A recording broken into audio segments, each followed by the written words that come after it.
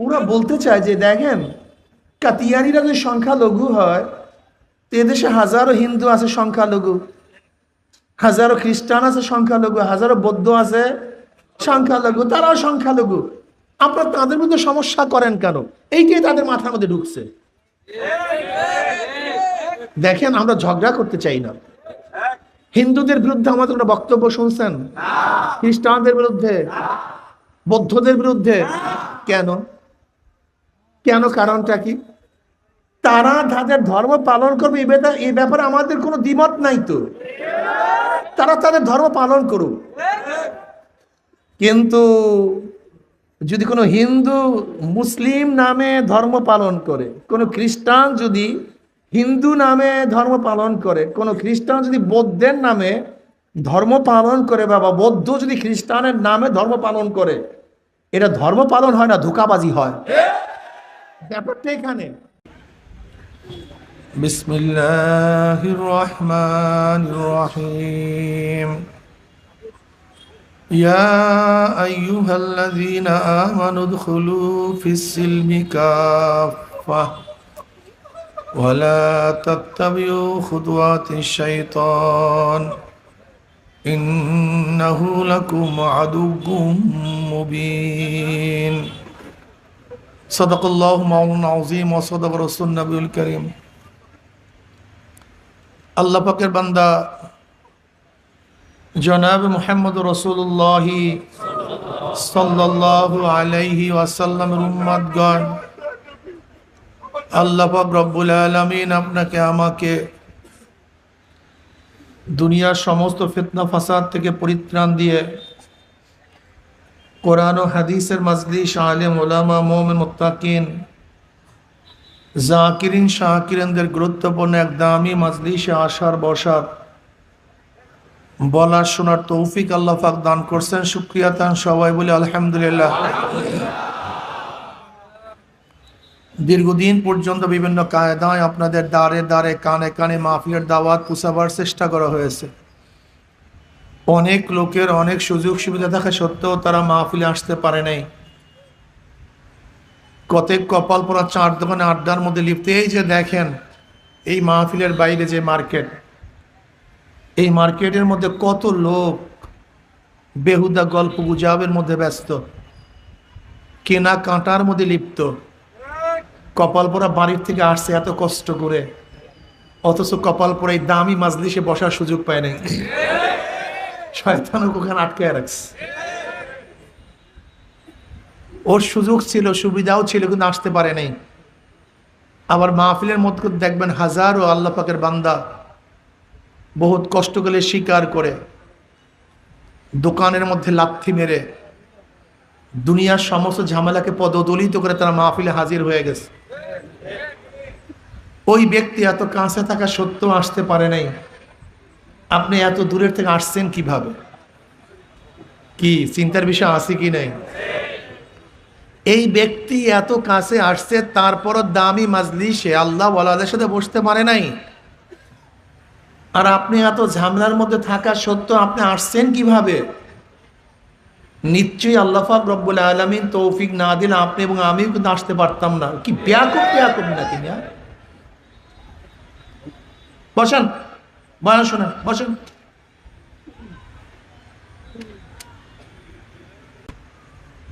ওই ব্যক্তি এত কাছে থাকা সত্ত্বেও আসতে পারে নাই। আপনি এত দূরে থেকে আসছেন কিভাবে? নিশ্চয়ই আল্লাহ পাক রব্বুল আলামিন তৌফিক না দিলে আপনি এবং আমিও কিন্তু আসতে পারতাম না। যে মাওলাই কারীম আপনাকে আমাকে ওই সমস্ত গাফিলদের অন্তর্ভুক্ত না করে এই মুমিন মুত্তাকিন জাকিরিন শাকিরিনদের গুরুত্বপূর্ণ এক দামি মাজলিসে আসার বসার বলা শোনার তৌফিক আল্লাহ পাক দান করছেন। আমরা বেজার না খুশি? যারা আমরা খুশি হলাম, খুশির সাথে সবাই বলে আলহামদুলিল্লাহ। খুশির আওয়াজ হয়েছে তো বেজারের আওয়াজ হয়েছে। যেই দল জিতে হো করে উঠে মনে হয় 10 কিলোমিটার আওয়াজ দূরে চলে যায়। কথা ঠিক না? কারণ খুশির আওয়াজ। ওমর ইবনে খাত্তাব রাদিয়াল্লাহু তাআলা আনহু যেই দিন মুসলমান ইসলাম গ্রহণ করছেন, ঈমান আনছেন, সাহাবায়ে কেরাম রিদওয়ানুল্লাহি তাআলা আলাইহিম আজমাইন এমন ভাবে আল্লাহু আকবারের ধ্বনি দিছে, হেরেমের মধ্যে আওয়াজ পৌঁছে গেছে। কারণটা কি? জোরে বলেন, কারণটা কি? খুশির আওয়াজ আসতে হয় না জোরে হয়? যে মাওলাই কারীম আপনাকে আমাকে দামি মাজলিসে আসার, বসার, বলার, শোনার তৌফিক দান করছেন, আমরা বেজার না খুশি? যারা আমরা খুশি হলাম, খুশির সাথে আবার বলে আলহামদুলিল্লাহ। এই মাজলিস অনেক গুরুত্বপূর্ণ, অনেক দামি। আমি সবসময় জিকিরের মাজলিসকে ধোলাই কারখানা বলি। ধোলাই কারখানা যখন জামা কাপড় দেওয়া হয়, জামা কাপড়গুলি ময়লা থাকে, কারখানা যখন ফেরত দেয় পরিষ্কার, ময়লার কোনো চিহ্ন থাকে না। এখানে যখন ঢুকছিলাম আমল নামায় গুনার বহুত ময়লা ছিল, আল্লাহ পাক কবুল করলে মাজলিস থেকে বের হয়ে যাবে, গুনাহ সব সাফ হয়ে যাবে, সব পরিষ্কার। বুখারীর মধ্যে দীর্ঘ এক রওয়ায়াত আসছে, জিকিরের মাজলিসকে কেন্দ্র করে আল্লাহ পাক বিভিন্ন প্রশ্ন এবং জবাব দেওয়ার পরে সিদ্ধান্ত দেন, উশহিদুকুম আন্নী কাদ গাফারতু লাহুম। ফেরেশতারা সাক্ষী থাক, গোটা মাজলিসের বান্দাদের গুনাহ খাতা সব মাফ করে দিয়েছে। এরপর কিন্তু সবাই সুবহানাল্লাহ পড়ে নেই। এমনি আপনার গুনাহ মাফ হবে কিভাবে? একবার সুবহানাল্লাহ পড়ছেন, আমল নামায় 1000 নেকি লেখা হয়ে যাবে, 1000 গুনাহ ঝরে যাবে। ইন্নাল হাসানাতি ইউযহিবনাস সাইয়্যাত, নেকি গুনাহকে মিটায়া দেয়। ইউযহিবনা শব্দের অর্থ হলো এই, নেকি গুনাহকে এইভাবে মিটায়, মনে হয় যেন সেই ব্যক্তি কোনোদিন গুনাহই করে নাই। যেরকম ময়লা কাপড় ভালো মতো ধৌত করলে মনে হয় যেন কোনোদিন ময়লাই লাগে নাই। বন্দা যখন ঈমানকে মজবুত করে, তওবা করে, নেক আমল করে, তখন আল্লাহ পাক শুধু গুনাহ মাফই করেন না, সমস্ত গুনাহকে আল্লাহ পাক নেকের দ্বারা পরিবর্তন করে দেন। ইল্লা মান তাবা ওয়া আমানা ওয়া আমিলা আমালান সালিহান ফাউলাইকা ইউবাদদিলুল্লাহু সাইয়্যাতিহিম হাসানাত ওয়া কানাল্লাহু গফুরার রহিমা। যদি ঠিক মতো ঈমান আনতে পারো, তওবা করতে পারো, নেক আমল করতে পারো, আল্লাহ পাক শুধু গুনাহ খাতা মাফ নয়, সমস্ত গুনাহকে নেকের দ্বারা। এই কোথেকে আপনি নজর কোন দিকে? আমি অর্ধেক বললে বাকিটা বলেন না কেন? আল্লাহ পাক শুধু গুনাহ খাতা মাফ নয়, বরং গুনাহকে কিসের দ্বারা? মাশাআল্লাহ। অন্য রওয়ায়াতের মধ্যে আছে, মা মিন কওমিন ইসতামাউ ইয়াসকুল্লাহ তাআলা লা ইউরিদুনা বিযালিকা ইল্লা ওয়াজহাহু ইল্লা নাদাহুম মুনাদি মিনাস সামাই আন কুমু মাগফুরাল লাকুম কদ বুদ্দিলাস সাইয়্যাতুকুম হাসানাত। যখন আল্লাহ পাকের বান্দাবান্দি জিকিরের মাজলিসে বসিয়া যায়, জিকির শেষে যখন জাকির মাজলিস ছাড়তে থাকে, একদল আহ্বানকারী ফেরেশতারা আসমান থেকে ডাক দিয়ে বলে, জাকিরিন সুসংবাদ শোনো, আল্লাহ পাক তোমাদের গুনাহ খাতা সব মাফ করে দিয়েছে। মাফ করছে তাই নয়, তোমাদের সমস্ত গুনাহকে আল্লাহ পাক নেকের দ্বারা পরিবর্তন করে দিয়েছে। কি মাজলিসের দাম আছে কি নাই? অনেক গুরুত্বপূর্ণ মাজলিস, অনেক দামি মাজলিস, খুব খেয়ালের সাথে কথা শোনা চাই, কথাগুলো শরিয়াত সম্মত গ্রহণ করা চাই। মাজলিস অনেক গুরুত্বপূর্ণ, অনেক দামি, খুব খেয়ালের সাথে কথা শোনা চাই। ইসলাম ব্যাপক, এত ব্যাপক আলোচনা করা কি 2-1 ঘন্টা সম্ভব? 2-4 দিনে, 2-4 সপ্তাহে, 2-4 মাসে সম্ভব না। 2-4 বছরে গোটা ইসলাম সব কিছু বয়ান করা সম্ভব না। তা তো বুঝে নি কতটুকু সময় পাবো। এর মধ্যে কিছু আলোচনা করবো, মৌলিক আলোচনা, শুধু উৎসাহিত করার জন্য, একটু ধারণা দেওয়ার জন্য। আপনি ভাববেন না আমি গোটা বয়ান করে ফেলব ইসলামের, এটা আমার জন্য সম্ভব না, সেই সময়ও নাই, এলেমও নাই। যেহেতু সংক্ষিপ্ত কথা, কাজে খুব খেয়ালের সাথে কথাগুলি শোনা চাই। আমি যে আয়াত শরীফ তেলাওয়াত করছি, আল্লাহ পাক কালামে পাকের মধ্যে ফরমান, ইয়া আইয়ুহাল্লাযীনা আমানু দুখুলু ফিস সিলমি কাফা ওয়া লা তাত্তাবিউ খুতুওয়াতিশ শাইতান ইন্নাহু লাকুম আদুউম মুবিন। হে ঈমানদারেরা, তোমরা ইসলামের মধ্যে পরিপূর্ণ প্রবেশ করো, অনুসরণ ইত্তেবা করিও না শয়তানের। কেন? সে তোমাদের গোপন ও প্রকাশ্য দুশ্মন। ঈমান কি জিনিস? যদি কোনো ব্যক্তি শুধু নবী আলাইহিসসালাতু ওয়াসসালামকে না মেনে আল্লাহকে বিশ্বাস করে, সে ব্যক্তি কি মুমিন হবে? ইহুদিরাও কিন্তু আল্লাহকে মানে। ইহুদিরা আল্লাহকে মানে কি মানে না? কিন্তু জনাব মুহাম্মদ রাসূলুল্লাহ সাল্লাল্লাহু আলাইহি ওয়াসাল্লামকে তারা মানে না। খ্রিস্টানরা আল্লাহকে মানে, কিন্তু আমার নবীকে মানে না। বুঝাতে পারিনি? যদি কেউ আল্লাহকে মানে, জান্নাত জাহান্নাম মানে, তাতেই সে মুমিন না। বরং আল্লাহকে মানতে হবে, জাহান্নামকে জান্নাতকে মানতে হবে,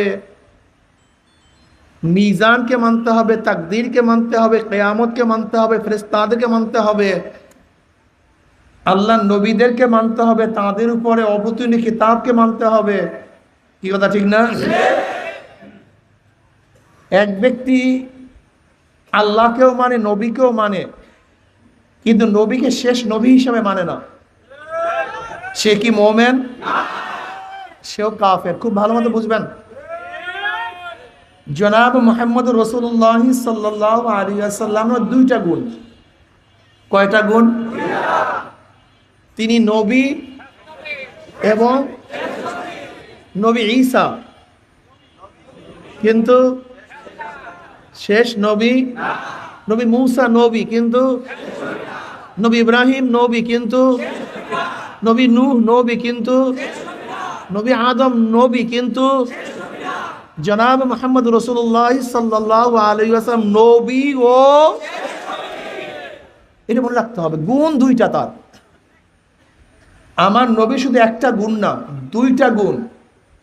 যদি কেউ একটা গুণ মানে আর একটা গুণ না মানে, তাহলে সে আমার নবীকে মানলেন না, সেও মুমিন না কাফের। এটা মনে রাখতে হবে, খুব ভালো মতো বুঝবেন। সংক্ষিপ্ত কথা, আল্লাহকেও মানতে হবে, আল্লাহ নবীকেও জনাব মুহাম্মদ রাসূলুল্লাহ সাল্লাল্লাহু আলাইহি ওয়াসাল্লাম মানতে হবে। এবং কি হিসাবে মানতে হবে? আমার নবীর পরে নবী নাই, এটা সংসদে আইন চাই, এই স্লোগান আমাদের কিয়ামত পর্যন্ত থাকবে ইনশাআল্লাহ। নবীকে যারা শেষ নবী মানবে না, তারা কি ভাই? আসলে অনেক প্রশাসন বুঝতেই চায় না কাদিয়ানীদের সাথে আমাদের ব্যাপারটা কোন জায়গায়। ওরা বলতে চায় যে দেখেন, কাদিয়ানীরা যদি সংখ্যালঘু হয়, তো এদেশে হাজারো হিন্দু আছে সংখ্যালঘু, হাজারো খ্রিস্টান আছে সংখ্যালঘু, হাজারো বৌদ্ধ আছে সংখ্যালঘু, তারাও সংখ্যালঘু। আপনারা তাদের মধ্যে সমস্যা করেন কেন? এইটাই তাদের মাথার মধ্যে ঢুকছে। দেখেন, আমরা ঝগড়া করতে চাই না। হিন্দুদের বিরুদ্ধে আমাদের কোনো বক্তব্য শুনছেন? খ্রিস্টানদের বিরুদ্ধে, বৌদ্ধদের বিরুদ্ধে? কেন? কেন? কারণটা কি? তারা তাদের ধর্ম পালন করবে, এই ব্যাপারে আমাদের কোনো দ্বিমত নাই তো। তারা তাদের ধর্ম পালন করুক। কিন্তু যদি কোনো হিন্দু মুসলিম নামে ধর্ম পালন করে, কোনো খ্রিস্টান যদি হিন্দু নামে ধর্ম পালন করে, কোনো খ্রিস্টান যদি বৌদ্ধের নামে ধর্ম পালন করে, বাবা বৌদ্ধ যদি খ্রিস্টানের নামে ধর্ম পালন করে, এটা ধর্ম পালন হয় না, ধোঁকাবাজি হয়। ব্যাপারটা এখানে। দেখেন, বাটা কোম্পানি, রাটা কোম্পানি, অমুক কোম্পানি, সমুক কোম্পানির মধ্যে হাজারো কোম্পানি আছে, কিন্তু কেউ কার বিরুদ্ধে কেস দেয় না। কিন্তু একই কোম্পানির যখন নকল বের হয়, তখন আপত্তি। ওই কোম্পানি হিসেবে চালাও, কোনো সমস্যা নাই তো। কিন্তু এক কোম্পানির নামে আর এক কোম্পানি নকল করলে তখন তার বিরুদ্ধে কেস হয়, সমস্যা হয়। কাদিয়ানীরা যদি কাদিয়ানী ধর্ম হিসাবে চলতে থাকে, এতে আমাদের কোনো আপত্তি নেই। কিন্তু কাদিয়ানী যখনই বলবে আমরা মুসলিম জামাত, তখনই আমাদের আপত্তি হবে। এই আর কিছু না, ব্যাপারটা এখানে। যদি বলে কাদিয়ানীরা ভিন্ন সম্প্রদায়, বাস চলুক, চলতে থাকুক, জনসভা করুক, মিছিল করুক, মিটিং করুক, সব করুক, আমাদের কোনো আফসোস নেই, কোনো আপত্তি নেই। কিন্তু ইসলামের নামে না, এই 2 নাম্বারই আমরা পছন্দ করি না, সহ্য করব। এইটা আমি প্রশাসনকে বলতে চাই, আর কিচ্ছু না। আপনার কথা বোঝার চেষ্টা করুন। তারা যা ইচ্ছা তাই করুক, কিন্তু তাদের ধর্মের নামে করতে হবে, মুসলিম ধর্মের নামে করতে পারবে না। তাই ঈমান আনতে হবে নবী আলাইহিস সালাতু ওয়াস সালামকে শেষ নবী হিসাবে। আনোয়ার শাহ কাশ্মীর রহমাতুল্লাহ আলাইহি বলেন, যদি কোনো ব্যক্তি নবী আলাইহিস সালাতু ওয়াস সালামের বিশ্বাস রেখে তার আনিত সমস্ত আহকামকে বিশ্বাস এবং না মানে, সে মুমিন না।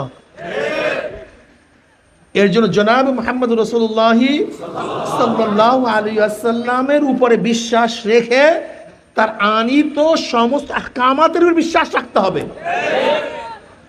যদি মনে করেন তাকে মানি কিন্তু তার এই বিধান মানি না, তাকে মানি তার এইটা মানি না, তাকে মানি তার এইটা মানি না, সে মুমিন না।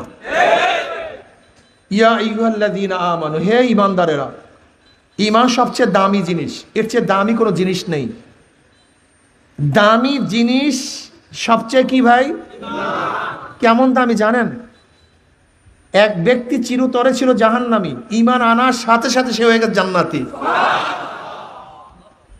এক ব্যক্তি ছিল ওয়াজিবুল কতল, তাকে কতল করা ওয়াজিব, ঈমান আনার সাথে সাথে তার কতল করা সম্পূর্ণ হারাম। বুঝাতে পারিনি। বুখারীর মধ্যে রওয়ায়াত আসছে, কাতিল এবং মাকতুল একই জায়গায় থাকবে না। যুদ্ধের ময়দানে যে ব্যক্তি কাতিল কতল করবে আর যে ব্যক্তি কতল হবে, আল্লাহ পাক এই 2 ব্যক্তিকে এক জায়গায় রাখবেন না। তাহলে কে কোন জায়গায় থাকবে? মুমিন কোথায় থাকবে আর বেঈমান কোথায় থাকবে? কাতিল এবং মাকতুল একই জায়গায় কখনোই থাকবে না। আপনি যুদ্ধের ময়দানে এক কাফেরকে কতল করার জন্য তরবারি উঠাইছেন, কতল করবেন,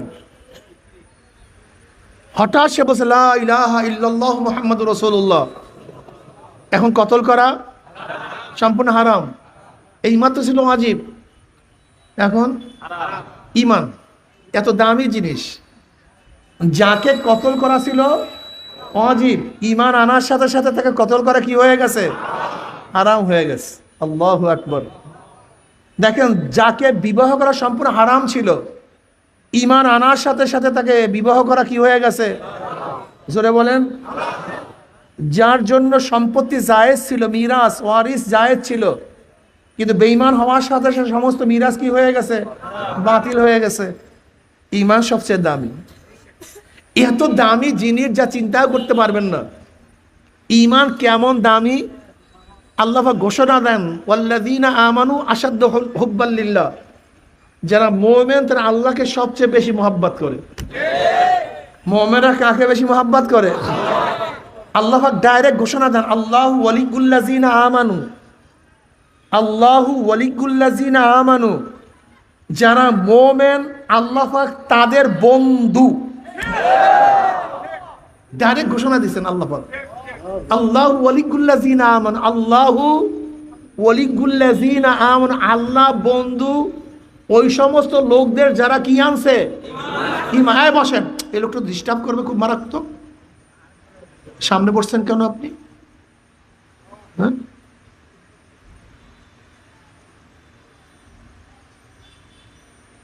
আল্লাহ ডাইরেক্ট ঘোষণা দিচ্ছেন, ডাইরেক্ট আল্লাহ নিজে বলেন আল্লাহ বন্ধু কাদের? এখন ঈমান বুঝেন তো, ঈমান কি জিনিস? ঈমান কত দামি জিনিস। ঈমানের চেয়ে দামি কোনো, এই অবয়বের কোনো দাম নেই, এই চেহারার কোনো দাম নেই, আমার কোনো দাম নেই। আসলে মূল দাম কিসের? কেমনে? হযরত বেলাল হাবশী রাদিয়াল্লাহু তাআলা আনহু ছিল কালো, কুচ্চিত, হাফসার লোক। দেখছেন না হাফসার লোকগুলির অবস্থাটা কি, চেহারার অবস্থাটা কি? গোলাম জাত গোলাম, নিজেও গোলাম, বাবাও গোলাম, দাদাও গোলাম। 1 টাকার মালিক ছিলেন না, 1 শতক জমির তিনি মালিক নন, জবান তোতলা, কিন্তু ঈমান আনার কারণে কত দামি হয়ে গেছে। জনাব মুহাম্মদ রাসূলুল্লাহ সাল্লাল্লাহু আলাইহি ওয়াসাল্লাম আরশের মধ্যে পায়ের আওয়াজ পান। জিবরাইলকে বললেন, ভাই জিবরাইল, কার পায়ের আওয়াজ? বলেন বেলাল হাবশীর পায়ের আওয়াজ। বেলাল হাবশী হাটে জমিনের মধ্যে, পায়ের আওয়াজ আরশের মধ্যে। কি বুঝলেন? বুঝলেন কি? কি অবয়বের কারণ, চেহারার কারণ, বংশের কারণ, অর্থের কারণ, শিক্ষার কারণ, কিসের কারণ? যেহেতু ঈমান সবচেয়ে দামি, এর জন্য এনজিওরা হাজার হাজার লক্ষ লক্ষ কোটি কোটি টাকা ব্যয় করে ঈমানকে কেনার জন্য আমাদের দেশে আসছেন। এনজিওরা সাহায্যের জন্য আসেন নাই, ওরা আসছে কেন? জোরে বলেন। যদি সাহায্য করার উদ্দেশ্য হয় তাহলে পুরুষেরও সাহায্যের প্রয়োজন আছে, মহিলাদের সাহায্যের প্রয়োজন আছে। ওরা পুরুষদেরকে সাহায্য করে না, মহিলাদেরকে কেন সাহায্য করে? কারণটা কি? স্লোগান দেওয়ার জন্য? আমার দেহ আমার সিদ্ধান্ত, আমার দেহ আমি দেব, যাকে ইচ্ছা তাকে দেব। জোরে বলে নাউজুবিল্লাহ। স্বামীর কথা মানবো না, কুড়ের ঘরে থাকবো না, এই স্লোগান শিক্ষা দেওয়ার জন্য এনজিওরা আমাদের দেশে আসছে, সাহায্য করার জন্য আসে নেই। ভালো ব্যবসায়ীরা ওই জায়গায় ব্যবসা করে যেখানে অল্প পুঁজিতে ব্যবসা বেশি হয়, দামি মাল কিনতে পাওয়া যায়। এনজিওরা আমাদের দেশে কি ক্রয় করার জন্য আসছে? এখানে ঈমানওয়ালা অনেক বেশি, অল্প পুঁজিতে বেশি ঈমান পাওয়া যায়। অল্প পুঁজিতে বেশি ঈমান পাওয়া যায়, এর জন্য এনজিওরা এখানে ইনভেস্ট বেশি করে। কি ক্রয় করার জন্য? এবং অনেকটা সাকসেসও, অনেক সাকসেস হয়ে গেছে। আমাদের দুর্বল ঈমানওয়ালা লোকেরা ঈমানদেরকে বিক্রি করে দেয়, নাও ঈমান নিয়ে যাও, পয়সা দাও। আগেকার জমানার মুসলমানদের মধ্যে আমাদের মধ্যে পার্থক্যটা কোথায়? হ্যাঁ মুসলমান, খুব খেয়াল দিয়ে শোনেন। আগেকার জমানার মুমিন মুসলমানদের মধ্যে আমাদের মধ্যে পার্থক্যটা কোথায়? আগেকার জমানার মুসলমানরা, সাহাবায়ে কেরাম রিদওয়ানুল্লাহি তাআলা আলাইহিম আজমাইনরা ঈমানের জন্য বাড়ি ত্যাগ করছে, ঈমানের হেফাজতের জন্য বাড়ি ত্যাগ করছে, টাকা ত্যাগ করছে, ঘর, জোরে বলেন, স্ত্রী, ছেলে, মেয়ে, নিজের জীবন, কিসের জন্য? ঈমান ইসলামের জন্য সব কিছু ত্যাগ করছে। বাড়ির দরকার নেই, গাড়ির দরকার নেই, টাকার দরকার নেই, কিছুর দরকার নেই, ঈমানকে হেফাজত করতে হবে। আর আমরা কি করি? বাড়ির জন্য ঈমান বিক্রি করে দেই, গাড়ির জন্য ঈমান বিক্রি করে দেই, ক্ষমতার জন্য, কথা বলে না কেন, ক্ষমতার জন্য তারা ঈমানের জন্য সব কিছু বিক্রি করছে, ঈমানকে মজবুত করছে।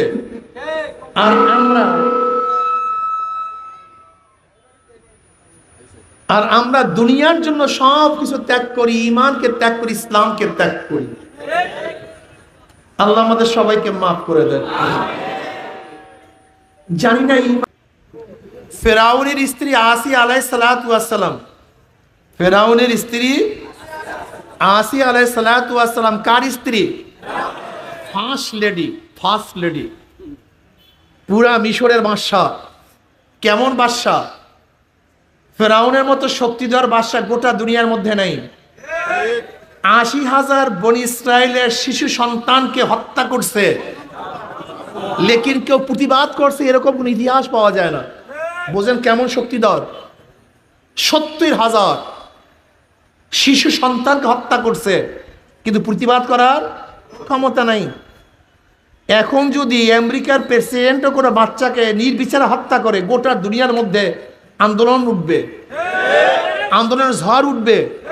কিন্তু ফেরাউনের বিরুদ্ধে কেউ আন্দোলন করার সাহসও পায় নাই। ফার্স্ট লেডি আসিয়া আলাইহিস সালাতু ওয়াস সালাম, স্বর্ণের খাট, চাকরানি নাকরানির কোনো অভাব নাই, সুখ শান্তির কোনো, সম্মান ইজ্জাতের কোনো অভাব নাই। আসিয়া আলাইহিস সালাতু ওয়াস সালাম ঈমান আনছে। ফেরাউন খোদা দাবি করছে, আনা রব্বুকুমুল আলা, আমি বড় খোদা। এবং জনগণ বলতেছে, ফেরাউন তুমি তো খোদা দাবি করছো, তোমার স্ত্রী তো তোমাকে খোদা মানে না, আগে তোমার স্ত্রী তোমাকে খোদা মানুক, তারপর আমার কাছে আসো, তারপরে আমাদেরকে দাওয়াত দাও। ফেরাউন বলছে আসলেও তো ঠিক, যদি ঘরওয়ালাই আমাকে খোদা না মানে তা কি খোদা মানবে? জনাবে মুহাম্মদ রাসূলুল্লাহ সাল্লাল্লাহু আলাইহি ওয়াসাল্লামকে প্রথম কে নবী মানছেন? আম্মাজান আয়েশা হযরত খাদিজা কুবরা রাদিয়াল্লাহু তাআলা আনহা যখন জনাবে মুহাম্মদ রাসূলুল্লাহ সাল্লাল্লাহু আলাইহি ওয়াসাল্লাম আম্মাজান খাদিজা কুবরা রাদিয়াল্লাহু তাআলা আনহার কাছে গিয়ে বললেন, এই অবস্থা জাম্বিলুনি ফাজাম্বিলুহা, তখন জনাবে মুহাম্মদ রাসূলুল্লাহ সাল্লাল্লাহু আলাইহি ওয়াসাল্লাম আম্মাজান আয়েশাকে সব কিছু খুলে বললেন। তখন কি বললেন? কাল্লা ওয়াল্লাহি মা ইউখজিকাল্লাহু আবাদা ইন্নাকা লা তাসিলুর রাহিমা ওয়া তাহমিলুল কাল্লা ওয়া তাকসিবুল মা'দুমা ওয়া তাকরুদ দাঈফা ওয়া তুঈনু আলা আন-নওয়াইবিল হক ওয়া তুঈনু আন-নওয়াইবিল হক, যে আল্লাহ পাক আপনাকে কোনো অবস্থায় অপদস্থ করবেন না, অপমানিত করবেন না। এই সান্ত্বনা কে দিয়েছিলেন? আম্মাজান খাদিজা কুবরা রাদিয়াল্লাহু তাআলা আনহা। প্রথম ঈমান তিনি আনছেন। মনে রাখতে হবে, মুসলমানদের মধ্যে পুরুষ মহিলাদের মধ্যে সর্বপ্রথম ঈমান আনছেন খাদিজা কুবরা রাদিয়াল্লাহু তাআলা আনহা। মুরব্বী পুরুষের মধ্যে সর্বপ্রথম ঈমান আনছেন আবু বকর সিদ্দিক রাদিয়াল্লাহু তাআলা আনহু। বালকদের মধ্যে সর্বপ্রথম ঈমান আনছেন আলীউল মুর্তজা রাদিয়াল্লাহু তাআলা আনহু। কি কথা ঠিক না? জনাবে মুহাম্মদ রাসূলুল্লাহ সাল্লাল্লাহু আলাইহি ওয়াসাল্লাম ঈমান আনছেন তার স্ত্রী। আর ফেরাউনকে তার স্ত্রী অস্বীকার করছে, আমি তোমাকে খোদা মানি না, তোমাকে স্বামী মানি কিন্তু খোদা মানি না। এবার ফিরাউন ক্ষিপ্ত হয়ে গেছে, আসিয়া তুমি আমাকে যদি খোদাই না মানো, কি আমাকে খোদা মানবে? তুমি আমাকে খোদা মানো। আসিয়া বলছে, আমি তোমাকে স্বামী মানি কিন্তু খোদা মানি না। বলে, আসিয়া আমি তুমি তালাক দিয়ে দেবো। বলে, তালাকের বিরহ বেদনা সহ্য করব কিন্তু খোদা মানব না। অথচ আজকে আমাদের মুসলিম মেয়েরা বেঈমানদের সাথে প্রেম করিয়া চলিয়া যায়। অথচ আসিয়া ছিল কাফেরের স্ত্রী, তালাক সহ্য করছে কিন্তু ঈমান কি বিক্রি করে নাই। ফেরাউন বলতেছে, আমি তোমাকে তালাক দিয়ে শেষ করব না, আমি তোমাকে কষ্ট দেব, নির্যাতন করব। আসিয়া আলাইহিস সালাতু ওয়াস সালাম বললেন, কষ্ট সহ্য করতে না পারলে মারা যাব কিন্তু খোদা মানব না। এবার ফেরাউন ক্ষিপ্ত হয়ে গেছে। ফেরাউন বলল কি, আসিয়াকে উত্তপ্ত বালুর মধ্যে চিত করে বুকের উপরে পাথর চাপা দিয়া শোয়া রাখো। প্রচন্ড গরম, বালু উত্তপ্ত, বুকের মধ্যে পাথর, নড়াচড়া করতে পারে না, কথাও বলতে পারে না। আসিয়া আলাইহিস সালাতু ওয়াস সালাম শুধু মুখের মধ্যে কি বলে, আহাদ আহাদ আহাদ, আমার আল্লাহ এক, আমার আল্লাহ এক, আমার আল্লাহ, আমার আল্লাহ এক। ফেরাউন তার উজিরকে বলছে, দেখো আসিয়া মনে হয় কষ্ট সহ্য করতে না পারি আমাকে খোদা মানছে।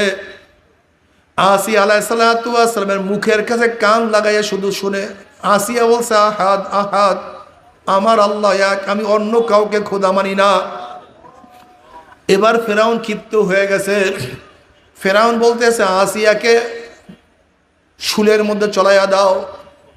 স্বাভাবিক শুলে চড়াইলে হবে না, আসিয়াকে সমস্ত মানুষের সামনে উলঙ্গ করিয়া ফেলাও। আসিয়া আলাইহিস সালাতু ওয়াস সালাম সমস্ত মানুষের সামনে উলঙ্গ করিয়া ফেলানো হয়েছে।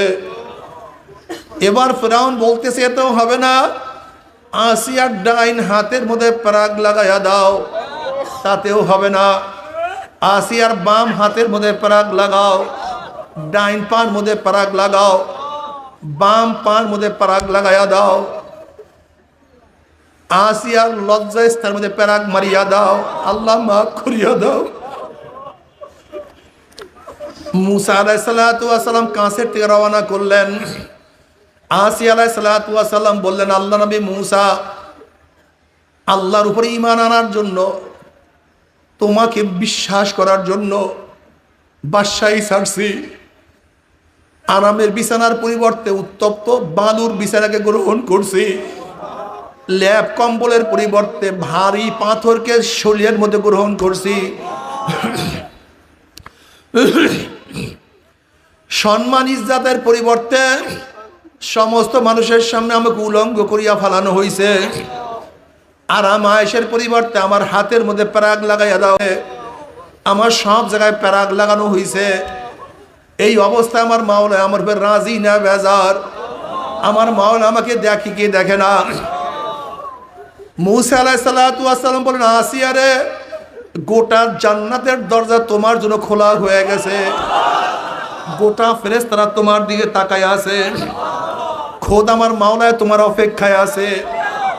তুমি এই মুহূর্তে যেই দোয়া করবা সেই দোয়াই আমার মাওলায় কবুল করবে। তুমি জলদি দোয়া করো। আসিয়া আলাইহিস সালাতু ওয়াস সালাম আল্লাহর কাছে দোয়া করলেন, রব্বি ইবনিল ইনদাকা বাইতাম মিনাল জান্নাহ ওয়া নাজ্জিনি মিন ফিরআউনা ওয়া আমালিহি ওয়া নাজ্জিনি মিনাল কওমিজ জালিমিন। মাওলা হে, এই কষ্টের পরিবর্তে, এই অপমানের পরিবর্তে, এই সাধনার পরিবর্তে আমি যদি শুধু তোমার কাছে জান্নাত চাই, জান্নাত পাই, আমার কলিজায় মানবে না, আমি সহ্য করতে পারবো না। যদি জান্নাতের মধ্যে গিয়া তোমাকে না পাই, ওই জান্নাত আমার জন্য জাহান্নাম হয়ে যাবে। রব্বি ইবনিল ইনদাকা বাইতাম মিনাল জান্নাহ, মাওলা জান্নাতের মধ্যে তোমার নিকটে আমার জন্য একটা ঘর বানাইয়া দাও, যেই ঘরটা তোমার কাছে হবে, যেই ঘরের থেকে আমি তোমাকে দেখতে পাবো।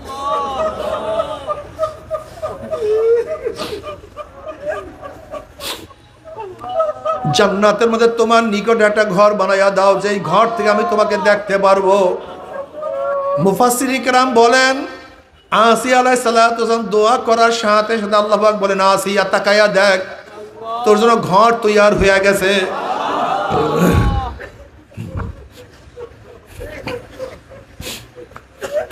দুই ব্যক্তিকে আল্লাহ পাক যেত অবস্থায় আসমানে নিয়ে গেছেন, একজন ঈসা আলাইহিস সালাতু ওয়াস সালাম, একজন আসিয়া আলাইহিস সালাতু ওয়াস সালাম। এ আমার পর্দালে মা বোনেরা, আসিয়া আলাইহিস সালাতু ওয়াস সালাম মাওলাকে পাওয়ার জন্য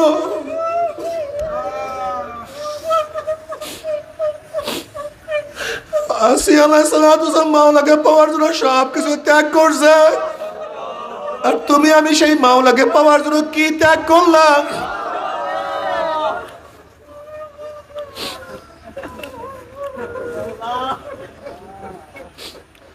এ আমার মা বোনেরা, সুমাইয়া রাদিয়াল্লাহু তাআলা আনহা ইসলামের মধ্যে সর্বপ্রথম শহীদ। আল্লাহ, ইসলামের মধ্যে সর্বপ্রথম শহীদের মর্যাদা কোনো পুরুষ অর্জন করতে পারে নাই।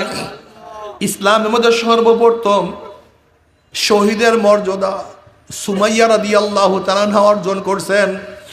এই সুমাইয়া রাদিয়াল্লাহু তাআলা আনহার লজ্জা স্থানের মধ্যে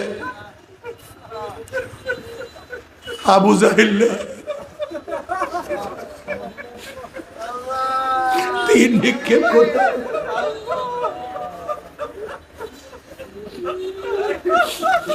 দুনিয়ার থেকে বিদায় হয়ে গেছে, ঈমান ত্যাগ করে না, ঈমান ত্যাগ করে না, ঈমান ত্যাগ।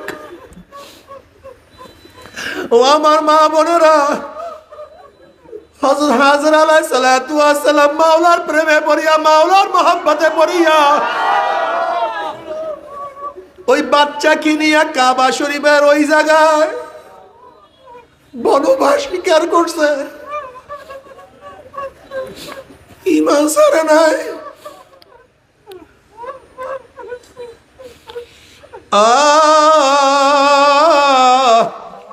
আসিয়া আলাইহিস সালাতু ওয়াস সালামের কত ত্যাগ, ফেরাউনের সেই লিউন্ডি, সেই বান্দি ঈমান আনার জন্য তাকে আগুনের মধ্যে জ্বালাইয়া দেওয়া হয়েছে, তৈলের মধ্যে ভাজা করিয়া ফেলাইছে, কিন্তু ঈমান ত্যাগ করে নাই। ও মুসলমান বাবারা, নবী ইব্রাহিম আলাইহিস সালাতু ওয়াস সালামকে নমরুদ আগুনের মধ্যে ফেলাইয়া দিছে, ঈমান ত্যাগ করে নাই। নবী মুসা আলাইহিস সালাতু ওয়াস সালাম মিশর থেকে ভাগাইয়া দিছে, ঈমান ত্যাগ করে নাই। আমার নবী আলাইহিস সালাতু ওয়াস সালামকে কত রক্তাক্ত করছে, তায়েফের ময়দানে কত রক্ত ঝরাইছে। ঈমান ছাড়ে নাই। 3 বছর শিয়াবে আবু তালেবের মধ্যে অবরুদ্ধ করিয়া রাখছে। সেখানে মুসলমান মেয়েরাও ছিল, না খাইতে খাইতে তাদের বুকের স্তম্ভ শুকাইয়া গেছে। বাচ্চারা দুধ না পাইয়া ঠাট্টা মারিয়া চিল্লান দিয়েছে, ঈমান ত্যাগ করে না। ও যুবক বাবারা, এ আমার মুসলমান যুবক বাবারা, ও মুসলমান যুবক বাবারা, খুব ভালো মতো বোঝার চেষ্টা করো। যদি ইসমাইল আলাইহিস সালাতু ওয়াস সালাম মাত্র অল্প বয়সে ফালাম্মা বালালা মাহু সাইয়া, মাত্র যখন বাবার পিছনে পিছনে হাঁটা শুরু করছে, বাবার কাজে কিছুটা সাহায্য করা শুরু করছে, তার মানে 7, 8, 9 বছর বয়স যখন ইসমাইল আলাইহিস সালাতু ওয়াস সালামের হয়ে গেছে, সেই ইসমাইল আলাইহিস সালাতু ওয়াস সালাম মাওলার প্রেমে পড়িয়া যদি ছুরির নিচে নিজের গর্দানকে ঝুঁকাইয়া দিতে পারে, তুমি আমি সেই মাওলাকে পাওয়ার জন্য কি ত্যাগ করলাম? কোনো ত্যাগ করি না। আজকে 5 ওয়াক্ত নামাজ পড়তে পারি না। যখন জনাবে মুহাম্মদ রাসূলুল্লাহ সাল্লাল্লাহু আলাইহি ওয়াসাল্লাম হিজরত করবেন, জনাবে মুহাম্মদ রাসূলুল্লাহ সাল্লাল্লাহু আলাইহি ওয়াসাল্লামের বিছানার মধ্যে হযরত আলীউল মুর্তজা রাদিয়াল্লাহু তাআলা শোয়াইয়া নবী আলাইহিস সালাতু ওয়াস সালামের চাদর দিয়ে আবৃত করিয়া রওনা করছে। কাফেররা নবী আলাইহিস সালাতু ওয়াস সালামকে খোঁজার জন্য যখন আসছে, আলী রাদিয়াল্লাহু বলেন, আমি নিশ্চিত ছিলাম যে আমি দুনিয়াতে বাঁচবো না, নবীকে না করি আমাকে তারা হত্যা করবে।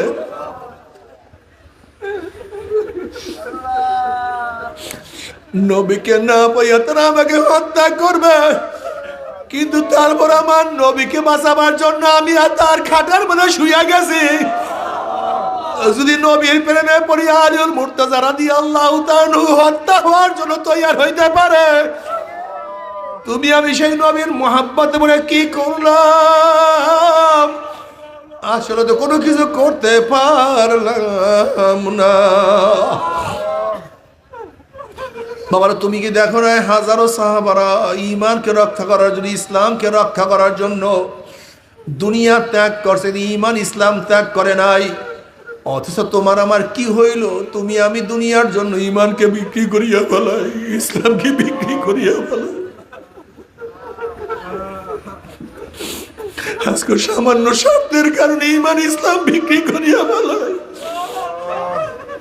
কিয়ামতের ময়দানে আসিয়া উঠবে, হাজারা উঠবে, সুমাইয়া উঠবে। কিয়ামতের ময়দানে নবী ইব্রাহিম উঠবে, মুসা উঠবে, আমার নবী উঠবে, নবী ইসমাইল উঠবে, হাজারো সাহাবারা কিয়ামতের ময়দানে উঠবে। ওই আলী রাদিয়াল্লাহু কিয়ামতের ময়দানে উঠবে, তুমি আমিও কিয়ামতের ময়দানে উঠবো। কোন লজ্জায় মাওলার সামনে দাঁড়াবো?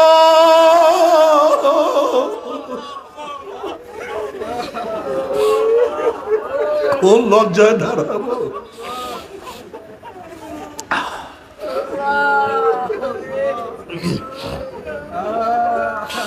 ইয়া আইয়ুহাল্লাযীনা আমানু উদখুলু ফিস-সিলমি কাফা, এ মুমিন ইসলামের মধ্যে পরিপূর্ণ প্রবেশ করো।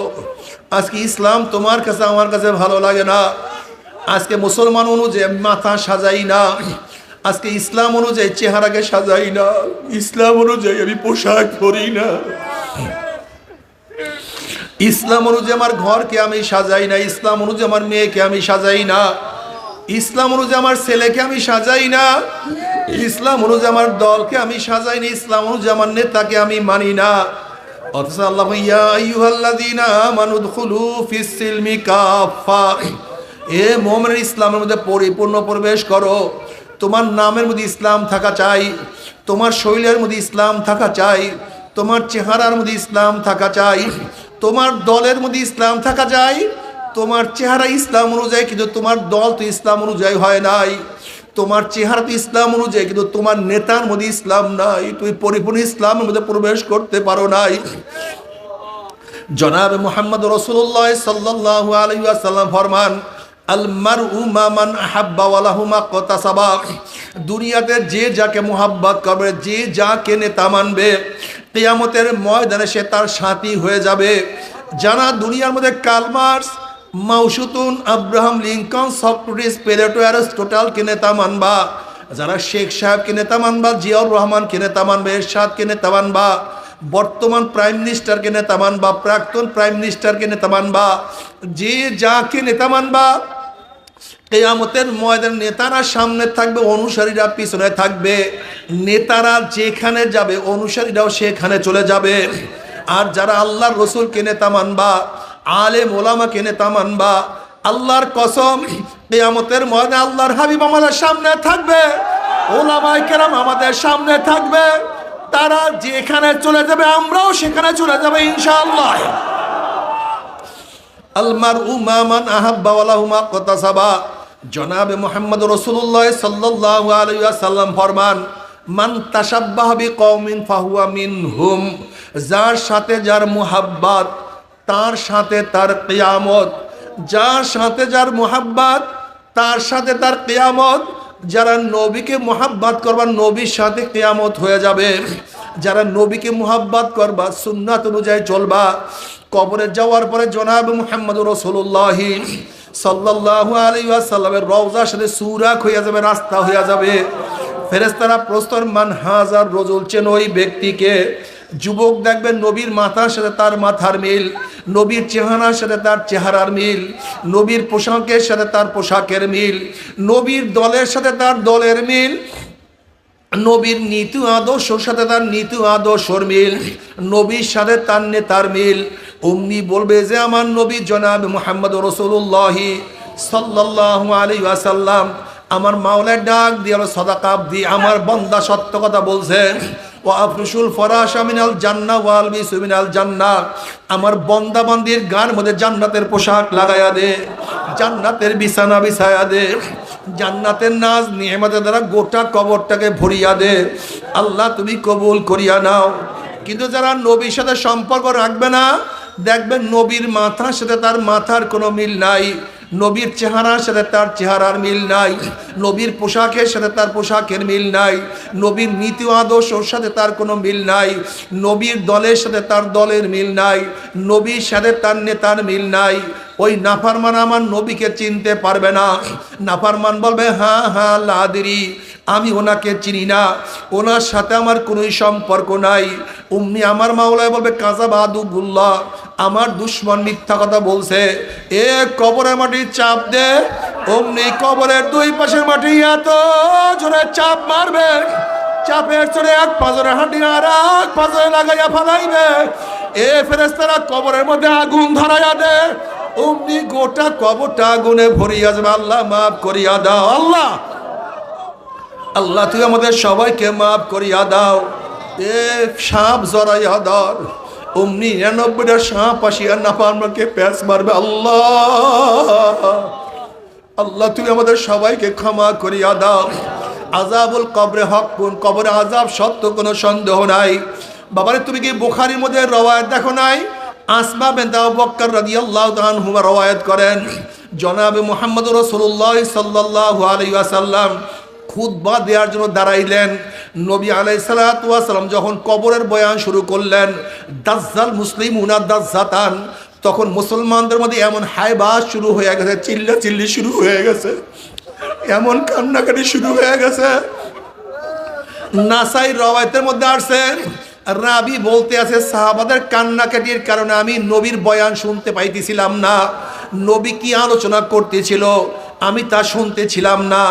যখন নবী আলাইহিস সালাতু ওয়াস সালাম বয়ান শেষ, কান্নাকাটিও শেষ হয়ে গেছে, চিল্লাচিল্লি বন্ধ হয়েছে, আমি কাছের একজনকে প্রশ্ন করলাম নবী এমন কি বয়ান করছে যে এই বয়ান শোনার সাথে সাথে সাহাবাদের মধ্যে এরকম চিল্লাচিল্লি শুরু হয়েছে? তখন ওই ব্যক্তি বলতে আছে নবী শুধু বয়ান করছে অচিরেই কবরের মধ্যে দাজ্জালের ফিতনার মতো ফিতনার সম্মুখীন হইতে হবে। এই বয়ান শোনার সাথে সাথে সাহাবাদের মধ্যে চিল্লাচিল্লি শুরু হয়ে গেছে। অথচ আজকে কবরের বয়ান শুনে তোমার আমার চোখের মধ্যে পানি আসে না। এ মুসলমান বাবারা, আযাবুল কবরে হক্কুন, কবরে আযাব সত্য, কোনো সন্দেহ নাই।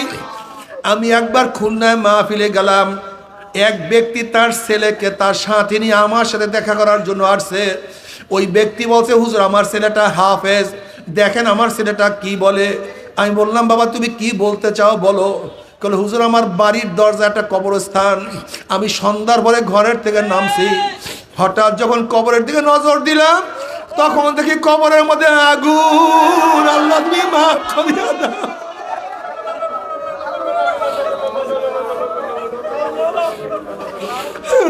মনের দলের কত কবরের মধ্যে আগুন দেখা যায়, কত কবরের মধ্যে ধোঁয়া দেখা যায়, কত কবর মধ্যে সাপ বিচ্ছু দেখা যায়, কত কবরের মধ্যে 1 বছর 100 বছর 1000 বছর পরও কাপনের কাপড় সহ লাশ তাজা পাওয়া যায়।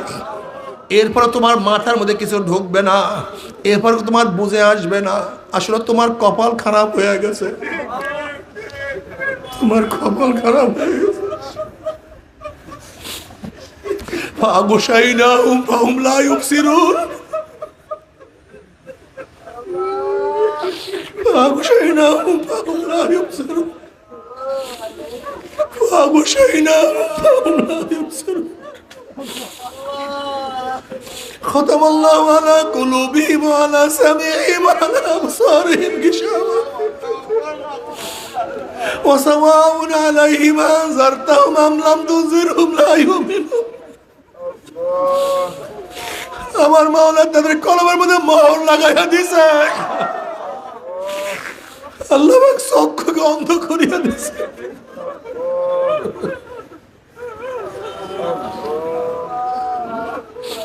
ও আমার যুবক বাবারা, ও আমার মুরব্বী বাবারা, বাবারে, ইমাম গজালি রাহমাতুল্লাহ আলাইহি বলেন, গরিবের তুলনায় বড় লোকদের কবরের শাস্তি 70 গুণ বেশি অনুভব হবে। যখন বড় লোকদের শাস্তি শুরু হয়ে যাবে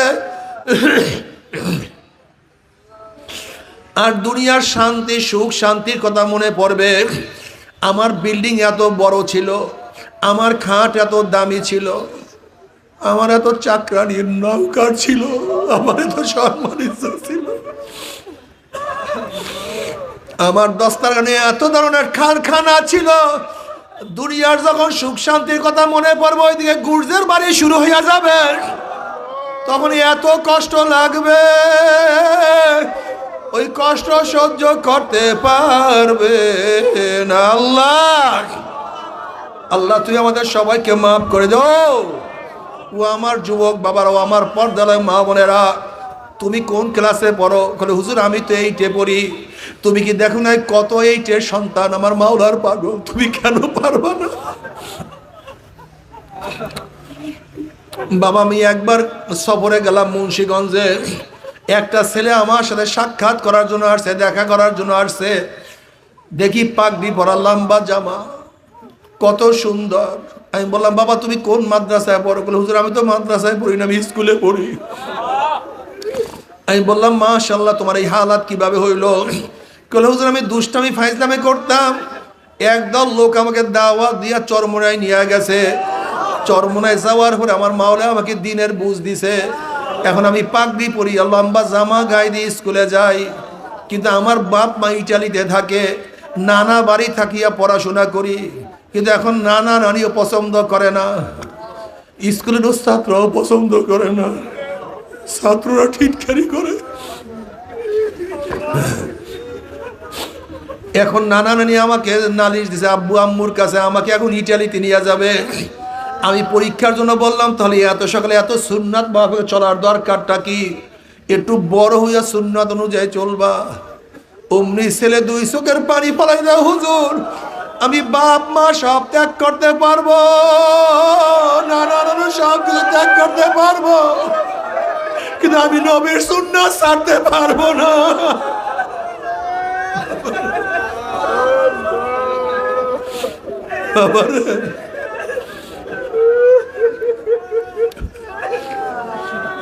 আমার কিছু না,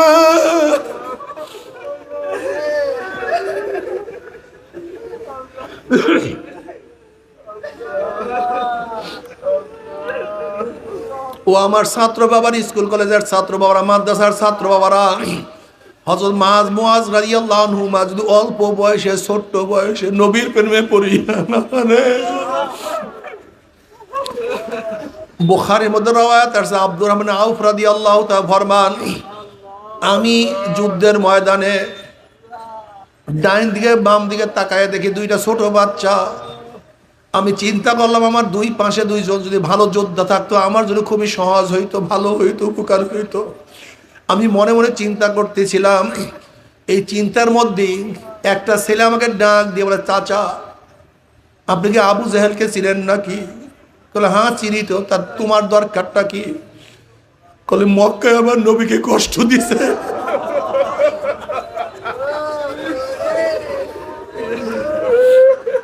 আবু জেহেল মক্কায় নবীকে কষ্ট দিছে, সেই প্রতিশোধ নেওয়ার জন্য আমি আসছি।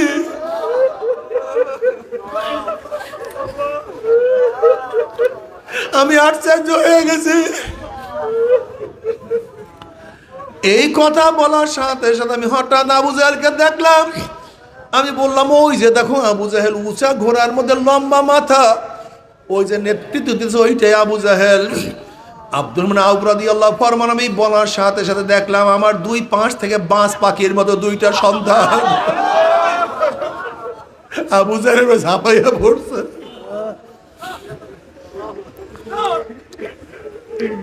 একজনে ঘোড়ার পায়ের উপর আঘাত করছে, আর একজন আবু জেহেলের উপর আঘাত করছে। আবু জেহেল তার উপর আঘাত, তাদের উপর আঘাত করছে। আব্দুর রহমান আউফ রাদিয়াল্লাহু ফরমান, আমি দেখতে আছি আবু জেহেলের আঘাতে একটা বাচ্চার ডেনা অঙ্গর থেকে চামড়ার সাথে ঝুলিয়ে আছে, শুধু চামড়ার সাথে জ্বলতে আছে।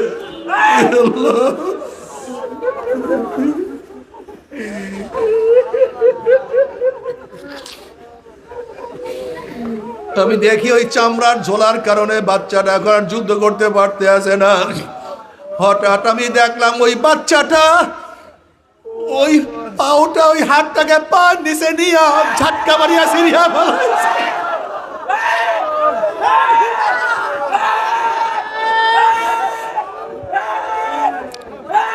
এরপর আবু জেহেল আঘাত করা শুরু করছে। আঘাত করতে করতে আবু জেহেল নিচে পড়িয়া গেছে।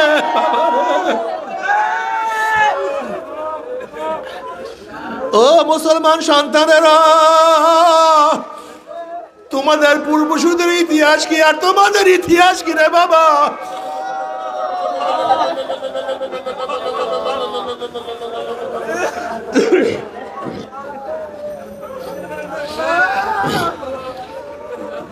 আজকে মাওলার হুকুম নামাজ পড়তে পারো না, রোজা রাখতে পারো না।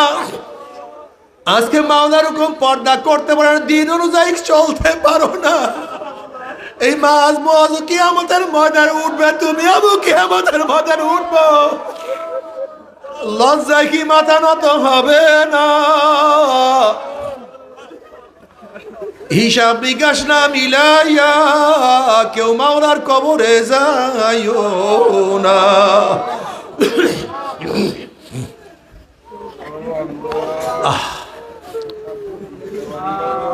আজকে মুসলমান সন্তান নামাজ পড়ে না, অথচ জনাবে মুহাম্মদ রাসূলুল্লাহ সাল্লাল্লাহু আলাইহি ওয়াসাল্লাম ফরমান, আল ফারকু বাইনাল আবদি ওয়াল কুফরি তারকুস সালাহ। মুমিন এবং কাফেরের মধ্যে পার্থক্য, মুমিন নামাজ পড়ে, কাফেররা নামাজ পড়ে না। মুমিন আল্লাহর সামনে দাঁড়ায়, কিন্তু বেঈমানরা আল্লাহর সামনে দাঁড়ায় না। মুমিন আল্লাহর সামনে নত হয়, রুকু দেয়, কিন্তু বেঈমানরা রুকু দেয় না। মুমিন তার চার আঙ্গুল কপালটা আমার মাওলার কুদরতি পায়ের মধ্যে ঠেকাইয়া সেজদা করে, কিন্তু বেঈমানরা সেজদা করে না। এক কথায় মুমিন নামাজ পড়ে, বেঈমানরা নামাজ পড়ে না। আজকে হাজারো মুসলমানের সন্তান নামাজ পড়ে না। আজকের থেকে নিয়াত করো না, আমি আর বেঈমান থাকবো না। আজকের থেকে নামাজ আর কাজা করব না ইনশাআল্লাহ। কে কে নিয়াত করবো? নারা তাকবীর, আল্লাহ। হাত থেকে পুরা উঁচা করো, মাওলাকে দেখা, মাওলা রে, মাওলা রে, মাওলার হাত নামাও। মাওলা ওয়াদা করলাম নামাজ আর কাজা করব না।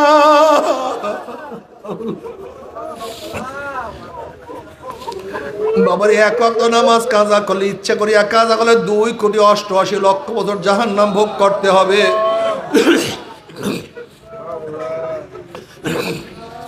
আজকের থেকে নিয়াত করে আর নামাজ কাজা করবো না ইনশাআল্লাহ। কি রাজি আছেন ইনশাআল্লাহ? আল্লাহ সবাইকে কবুল করিয়া নাও।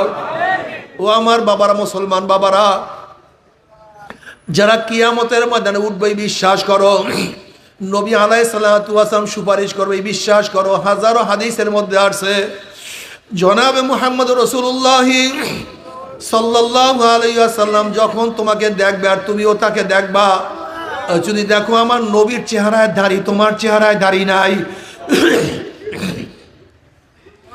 তখন তো তোমার লজ্জায় মাথা নত হয়ে যাবে। আর তোমার চেহারায় দাড়ি না দেখলে আমার নবীর কলিজায় ব্যথা লাগিয়া যাবে, আমার নবী কষ্ট পাবেন, তুমিও লজ্জা পাবা। কাজে আজকের থেকে মনকে বুঝো, রে মন, কিয়ামতের ময়দানে আল্লাহর হাবিবকে কষ্ট দেব না, তার কলিজায় ব্যথা দেব না, আমিও লজ্জায় মাথা নত করব না।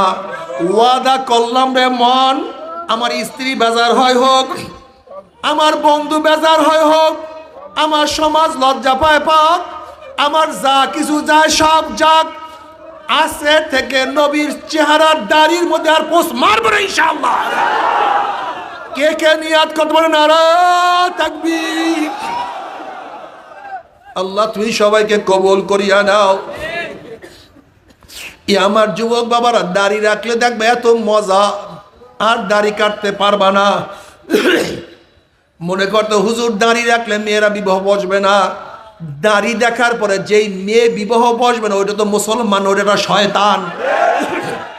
ওই শয়তান বিবাহ করলে তোমার খসরাত দুনিয়া ওয়ালা আখেরা, দুনিয়াও বরবাদ আখেরাত বরবাদ। খালি শয়তানকে আমি বিবাহ করতে চাই না, আমি মুসলিম নারীকে বিবাহ করবো ইনশাআল্লাহ। কি রাজি আছেন ইনশাআল্লাহ? আল্লাহ তুমি কবুল করিয়া নাও। এরপর আল্লাহ পাক কাউকে জান্নাত কাউকে জাহান্নামের ফয়সালা দিয়া দিবে। জান্নাতে যাওয়ার পরে জান্নাতের আনন্দ ফুর্তির মধ্যে লিপ্ত হয়ে যাবে। আল্লাহ কবুল করিয়া নাও। আর জাহান্নাম থেকে ধাক্কা মারিয়া জাহান্নাম মধ্যে ফালাইয়া দেওয়া হবে। জাহান্নাম থেকে ফালাবার পরে 70 বছর পর্যন্ত জাহান্নাম নিচে যাইতেই থাকবে, যাইতেই থাকবে। ডাইনে আগুন, বামে আগুন, উপরে আগুন, নিচে আগুন, সামনে আগুন, পিছনে আগুন। আল্লাহ আমাদের সবাইকে মাফ করিয়া দাও। জাহান্নামের মধ্যে জাহান্নামের থেকে একটা আগুনের পোশাক পরাইয়া দেওয়া হবে। ওই পোশাক শরীরের মধ্যে লাগার সাথে সাথে শরীরের চামড়া গোশত সব পরাইয়া সারকার করিয়া ফেলাইবে। জাহান্নামী 2 হাত দিয়া পোশাক ছেড়ার চেষ্টা করবে, কিন্তু পোশাক ছেড়তে পারবে না, সহ্য করতে পারবে না। আল্লাহ আমাদের সবাইকে মাফ করিয়া দাও। তবে মুমিন মুসলমান বলতে সবাই মনে চায় গুনার থেকে ফিরিয়া নেক আমল করিয়া মাওলার জান্নাত সবাই যাইতে মনে চায়। গুনাহ নিয়া মাওলার জাহান্নামে কাউরে কিন্তু যাইতে মনে চায় না। কিন্তু কেনই বা আমরা নেক আমল করতে পারি না, কেনই বা গুনার কাম ছাড়তে পারি না? এর মূল কারণ হলো আপনার এবং আমার পিছনে নফস এবং শয়তান লাগিয়া রইছে। এই নফস এবং শয়তান থেকে ফেরার জন্য যে কোনো একজন হক্কানি আল্লাহর ওলির হাতে হাত দিতে হবে রে বাবা। খবরদার, বর্তমান জমানায় পীর মুরিদের নামে ভেজাল, ব্যবসা, দলাদলি, হিংসা, হাসাদে পরিণত হয়ে গেছে। সমস্ত আল্লাহর ওলির একমত, যেই পীরের 5 জন মুরিদের মধ্যে কমপক্ষে 3 জনকে দেখবেন আলহামদুলিল্লাহ সুন্নাত মুআফিক আমল আখলাক মজবুত হয়ে যাইতে আছে, গুনার কাম ছাড়তে আছে, নেকের আমল ধরতে আছে, কলব নরম হইয়া চোখে পানি আসতে আছে। বৃক্ষতর নাম কি, ফলে পরিচয়। আমি চরমনাই বুঝি না, চরমনার দাওয়াত প্রশংসা প্রচার প্রসার করার জন্য আসি নাই রে বাবা। চরমনাই যাওয়ার তোমার কোনো দরকার নাই, কোনো দরকার নাই, কোনো দরকার নাই। তুমি যার কাছে গিয়া পারো গুনার কাম ছাড়ো, নেকের আমল ধরো, কলব নরম করিয়া চোখে পানি নিয়া মাওলার কবরে যাইও। যেরকম দুনিয়ার ঘরে আগুন লাগলে পানি ছাড়া নিবানো যায় না, ঠিক তদ্রুপ তোমার এবং আমার গুনার দ্বারা যে জাহান্নামের আগুন জ্বলিয়া রইছে, চোখের পানি ও ছাড়া কিন্তু জাহান্নামের আগুন নিবানো সম্ভব না। কাজী বাবা আমার জন্য দোয়া চাই, আমিও দোয়া করি, সবাই সবার জন্য প্রাণ খুলিয়া দোয়া করো যেন কিয়ামতের ময়দানে গলাগলি বাঁধিয়া মাওলা একসাথে জান্নাতে যাওয়ার তৌফিক দিয়া দেয়। আল্লাহুম্মা আমিন, আল্লাহুম্মা আমিন। আমার পর্দার